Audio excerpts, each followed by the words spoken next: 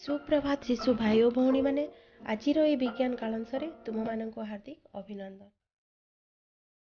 गत कालांश आम पढ़ी पंचम श्रेणीर विज्ञान बईर प्राकृतिक संपदर व्यवहार पाठटी को। गत कालांश आम पढ़ी जे आम अनेक गुड़िए प्राकृतिक संपद गुड़ी वर्ष वर्ष धरी व्यवहार कर आसीचु, जेपरिक उद्भिद जगत, प्राणी जगत, जल, वायु, मृत्तिका, खनिज पदार्थ, पहाड़, पर्वत, मेघ एवं सूर्य किरण। एगुड़िक है प्राकृतिक संपद एवं आमे यही प्राकृतिक संपद गुड़ी वर्ष वर्ष धरी व्यवहार कर आसीचु। तेबे जल, मृत्तिका और खनिज संपद एसबू होइछि आमर सीमित प्राकृतिक संपद। जदि एगुड़ी आमे विज्ञान सम्मत भाव एवं उपयुक्त परिमाण रे व्यवहार न करिबा तेबे सेगुड़िक अल्प दिन रे शेष होइजिवो। तेणु आमे एई सबु संपद गुड़िकर उपयुक्त व्यवहार एवं विज्ञान सम्मत व्यवहार विषय जानिबा उचित।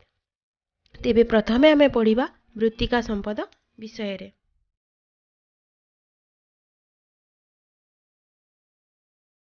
प्रथमे आमे जानिबा मृत्तिका बा माटी किपरि तयारी हुए।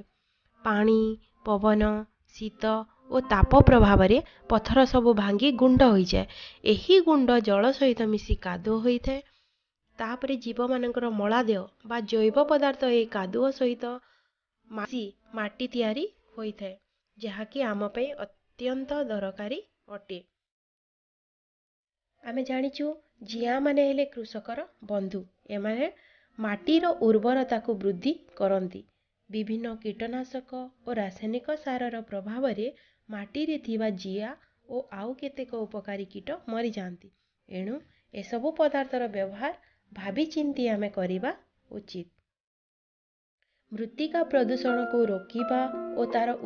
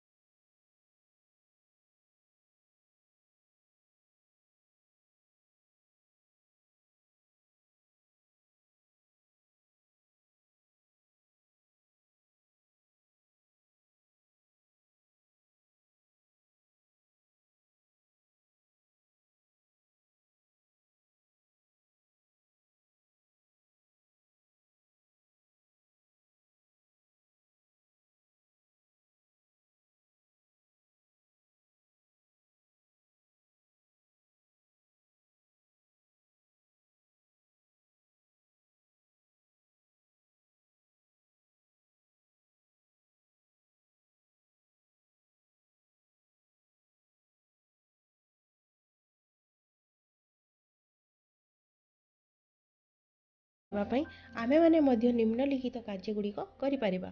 जेपरिक जंगलरू अविचारित भावे गछ कटाजिब नाही, सेतिप्रति आमे ध्यान देवा। आवश्यक अनुଯାयी जदि गछ काटिबा तेबे सेही स्थान रे किपरि नूतन गछ रोपण कराजिब सेही व्यवस्था मध्य करिपारिबा। जंगलरू अनेक प्रकार औषधीय वृक्ष और फलमूल मिली थाए। तेणु एही सबु औषधीय वृक्ष एवं फलमूल गुड़ी को संग्रह करी तार उपयुक्त विनियोग करिबा पई चेष्टा करिबा। जंगल रे अनेक प्रकारर प्राणी बास करिथांती। सेमानकु न मारी आमे सेमानकर उपयुक्त संरक्षण कराजिबा प्रति ध्यान देवा। ଜଙ୍ଗଲି ଜମିରେ ଚାଷ କରି ବିଭିନ୍ନ ପ୍ରକାରର ଫସଲ ଉତ୍ପାଦନ କରିପାରିବା ଏବଂ ଜଙ୍ଗଲରେ ମୂଲ୍ୟବାନ ବୃକ୍ଷରୋପଣ କରି ଆମର ଅର୍ଥନୀତିକୁ ମଧ୍ୟ ସୁଦୃଢ଼ କରିପାରିବା।